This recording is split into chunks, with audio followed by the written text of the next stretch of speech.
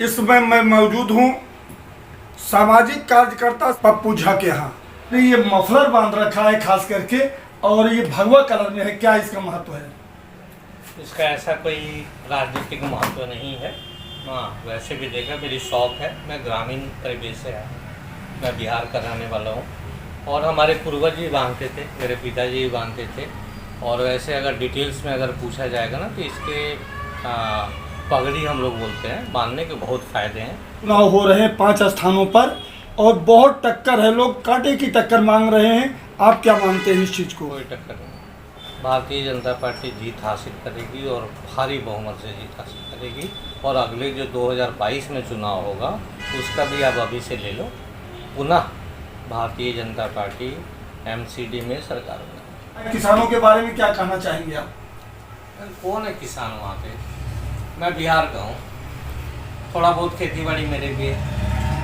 बिहार से तो कोई किसान आया नहीं यार। किसान को फुर्सत है क्या?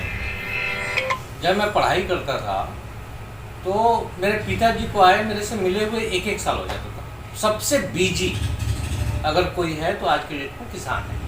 जब नरेंद्र मोदी जी और भारतीय जनता पार्टी की सरकार इतने बड़ा दिल करके बोलती है कि आप कमी बताओ, संसद में चर्चा हुई तो उमर सामंत जो कृषि मंत्री हैं उन्होंने बोला कि भाई इसमें कानून में काला बोलते हो, काला कानून काला है क्या, उसको तो चिन्हित करो, तभी तो उसको सफ़ेद करेंगे ना। तो कोई काला तो बताए। हमारे राहुल गांधी, ये जो कृषि के जो जानकार लोग हैं उनसे वो ट्यूशन लेते हैं और लोगों से उनसे पूछता समझने का कोशिश करता है कि कृषि कानून है क्या और इससे नुकसान क्या है। लेकिन अभी तक वो राहुल गांधी को समझ में नहीं आया कि इसमें काला क्या। जब तक उत्तर प्रदेश के चुनाव नहीं होगा ना, ये राकेश टिकैत ये बैठा रहेगा। ये ध्रुवीकरण है वोटों का, ये सब कंपेनिंग चल रही है योगी जी के लिए। और जब तक उत्तर प्रदेश की जिस दिन सरकार बन जाएगी फिर से ही अपने अपने घर को चले जाएंगे। जब यहाँ की विकास की बात करें, जहाँ सफाई व्यवस्था की बात करें, तो सफाई व्यवस्था न के बराबर है। क्या कहेंगे इस विषय में? भाई, यहाँ किसकी सरकार है? दिल्ली में आम आदमी पार्टी की सरकार है और खजूरी में भी आम आदमी पार्टी की सरकार है। लेकिन नगर निगम में तो भारतीय जनता पार्टी की सरकार है। खजूरी में मनोज त्यागी की सरकार है, बॉबी त्यागी यहाँ का काउंसलर है, उसको काहे का डर है? वो भाई नेता प्रतिपक्ष है, केजरीवाल का आदमी है, वो आम आदमी पार्टी का आदमी है, कौन बोलेगा उसको?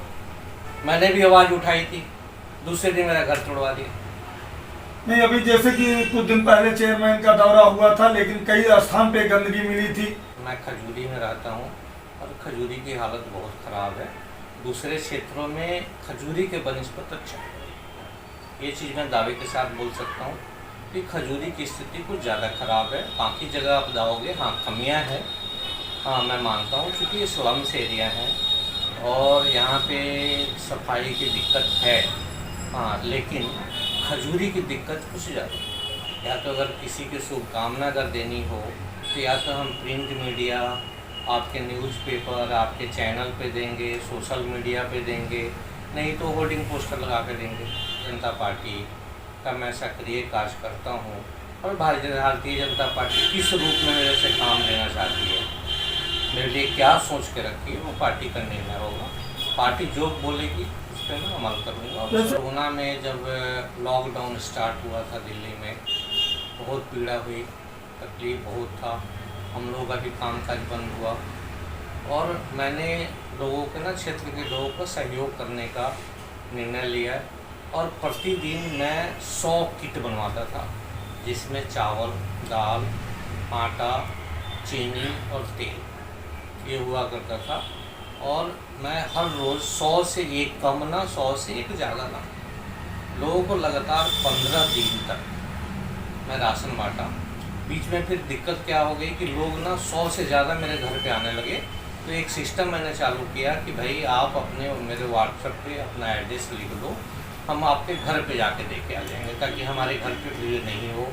क्योंकि वहाँ पे क्या था, कुछ लोगों ने सोशल डिस्टेंसिंग का भी पालन नहीं कर रहे थे, हमारे गली वाले उससे परेशान हो रहे थे, गली वाले को दिक्कत हो रही थी। तो मैंने वैन में राशन का किट रखता था, और मैं और मेरी पत्नी दोनों में हम लोग निकल जाते थे, और जहाँ से मेरे पास एड्रेस आते थे हम उनके घर में जा कर के तुरंत उस पर विजय प्राप्त कर ली। और इसका श्रेय जाता है नरेंद्र मोदी को, जिन्होंने समय पे लॉकडाउन किया, और जो जनरल जो अवेयरनेस उनका जो था कि भाई सोशल डिस्टेंसिंग पालन कीजिए, मास्क लगाइए, बार हाथ धोइए, तो उनकी अपील काफ़ी काम आई। उन्होंने जनता से जो अपील किया, इसका नतीजा ये हुआ। दूसरी चीज़ है, पूरे विश्व में भारत स्वदेशी वैक्सीन बना लिया, आज हम लोग एक्सपोर्ट भी करते हैं। तो मेरे ख्याल से हाँ, हम लोग बहुत कंफर्टेबल है कोरोना को लेकर। पूर्वांचल के लोग, चाहे वो ये उत्तर प्रदेश के हों या बिहार के लोग, उस समय वो नाराजगी जाहिर कर रहे थे कि कोई साधन बिहार जाने के लिए या यूपी में जाने के लिए कोई साधन उपलब्ध नहीं था। हमारे केजरीवाल जी जो है ना, दिल्ली के मालिक, उनकी बदमाशी थी।